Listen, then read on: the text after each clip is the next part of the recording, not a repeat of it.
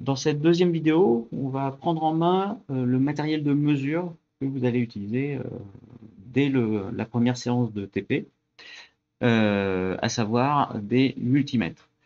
Donc des multimètres, vous avez euh, plusieurs modèles que vous allez utiliser. Donc c'est trois que vous pouvez voir à l'écran. Deux sont des multimètres portables euh, alimentés par pile. Là, dans ce cas-là, une chose absolument indispensable à faire pour économiser les piles, c'est de les éteindre lorsque vous ne les utilisez plus. Et un autre modèle ici, qui est un multimètre de table qui est alimenté sur secteur. Alors, bien évidemment, quand vous avez fini de l'utiliser, il faut l'éteindre, mais c'est moins critique euh, que quand c'est une alimentation par pile. Alors, un multimètre, qu'est-ce que ça fait? Eh bien, c'est un appareil qui permet de mesurer, en tout cas de base, les courants, c'est la fonction ampèremètre, des tensions, c'est la fonction voltmètre, et des résistances, c'est la fonction ohmmètre. Certains modèles peuvent faire un peu plus, mais de base, c'est ces trois fonctions-là que vous serez amené à utiliser.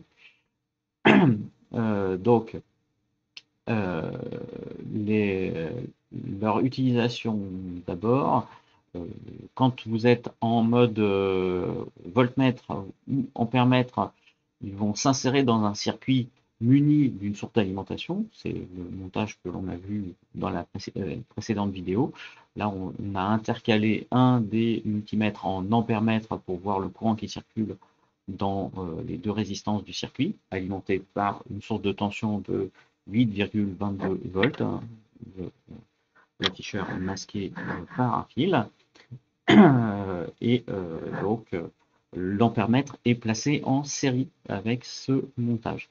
Et en dérivation de l'une de ces deux résistances, vous avez un autre multimètre câblé en voltmètre. Donc, quand on utilise un ampèremètre, il doit être placé en série avec les composants dans lesquels on veut connaître le courant. Et pour le voltmètre, il faut que l'appareil soit branché en parallèle du dipôle au bord duquel on veut connaître la tension. Donc ça, c'est un premier point.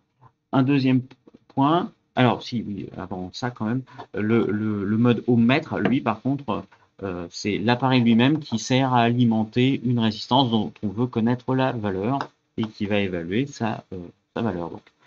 Euh, donc normalement, il y a uniquement une ou des résistances branchées en série ou en parallèle, peu importe. Et entre la borne dite COM et la borne faite pour la mesure en, en ohmmètre, et donc réglée en ohmmètre, vous pouvez voir que le potentiomètre ici, enfin le sélecteur est placé sur la position ohm, oméga, et il n'y a rien d'autre. Et donc ça affiche la résistance. Donc là en l'occurrence ça affiche 664, 665 ohms, sachant que l'étiquette qu'il y a sur cette résistance indique que c'est j'ai dit 464 ou 465, oui, et c'est une résistance de 470 ohms. Bien évidemment, l'objectif de cette vidéo n'est pas de parler de la précision et de l'incertitude des appareils de mesure, c'est quelque chose que vous aurez à traiter dans le premier TP, et en particulier dans la préparation, en lisant des extraits des documentations des appareils, mais donc il est bien évident que une mesure est toujours entachée d'erreur, et également une résistance de 470 ohms à une certaine tolérance. Elle n'est pas parfaitement égale à 470 ohms. Maintenant, en ce qui concerne les mesures de tension et de courant, il faut bien savoir que ces appareils peuvent mesurer des tensions et des courants continus ou alternatifs.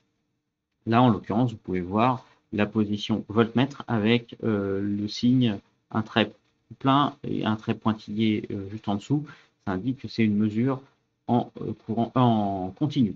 Donc tension continue, alors qu'ici, vous avez une position voltmètre avec une vague au-dessus du V.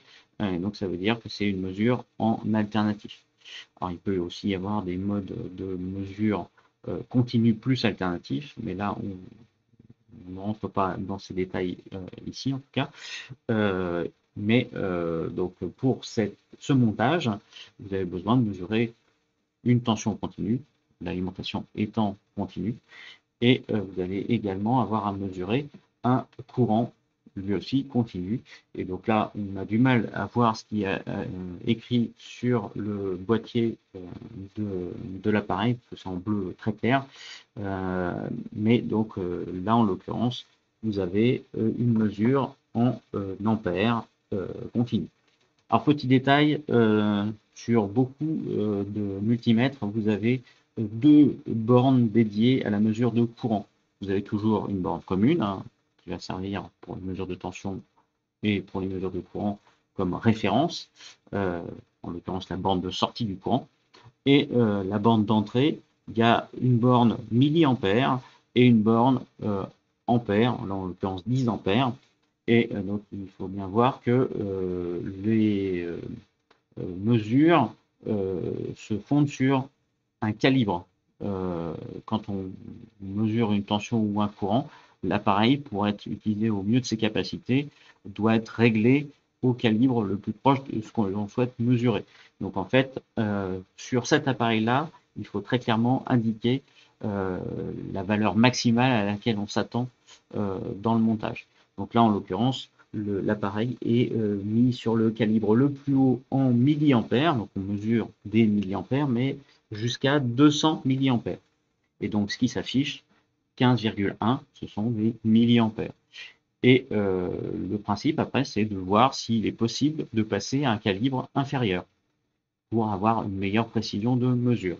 Là, en l'occurrence, le calibre directement inférieur, il est de 20 milliampères. Donc, on peut basculer dans cette position-là. Vous pouvez voir que l'afficheur affiche davantage de digits et donc il y a une meilleure précision de mesure. Là, on peut voir que c'est 14,95 milliampères. Donc sur cet appareil-là, il faut faire ce travail manuellement. Sur des appareils comme celui-ci ou comme celui-là, il n'y a pas de calibre, tout simplement parce que l'appareil fait ce travail automatiquement. Il se place d'abord au calibre le plus haut et ensuite, en fonction de ce qu'il mesure, il détermine s'il peut passer à un calibre plus bas ou pas. Et il optimise de cette manière-là sa précision de mesure. Donc voilà, c'est tout pour cette vidéo.